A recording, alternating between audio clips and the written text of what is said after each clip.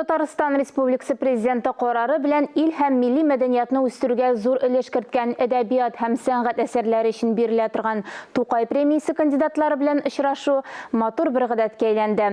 Быел да шундый чара Казанның Габдулла Тукай музеенда узды. Габдулла Тукай премиясы лайык кешеләрнең иҗатларын таныту мөмкинлеге.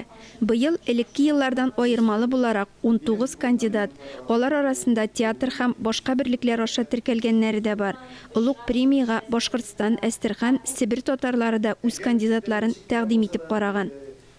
Габдулла Тукай әдәби музеенда 2022 елда Тукай исемендәге Татарстан дәүләт бүләгенә дәгъва итүче кандидатлар әйдә халыкка хезмәткә очрашуында бер-берсе белән якыннан танышып, фикер алышты.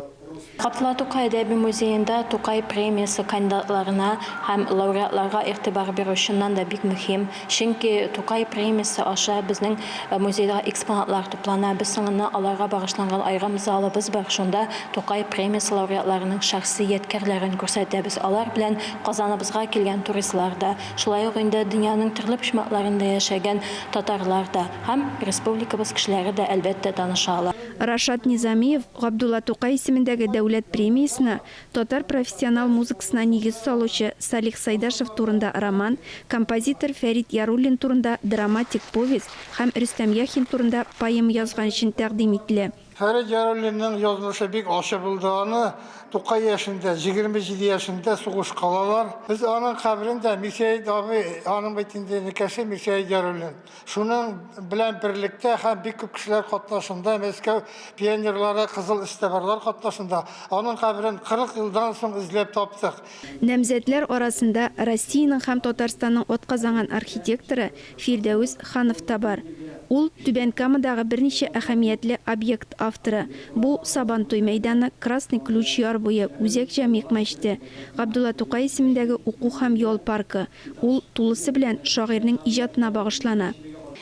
Казаннан булсын, Шолодан булсын, Түбән Камага барганда шәһәрнең менә беренчедән яшеллеккә күмелеп утыруы, икенчедән менә үзенчәлекле бизәлешкә ия йортлары һәм менә Фирдәүс Хановның турыдан-туры өлеше кергән мәчете булсын, һәр берсе шәһәр халкында килгән кунакларны да үзенең менә гаҗәеп архитектурасы белән җәлеп итә.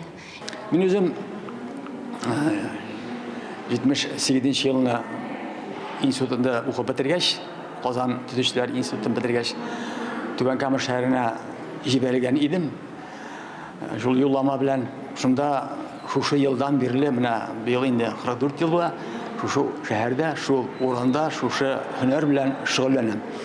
Шушы 44 ел эчендә бик күп объектлар төзелгән, бик күп проектлар эшләнгән, бик күп паркларым бар, бик күп һәйкәлләрем бар.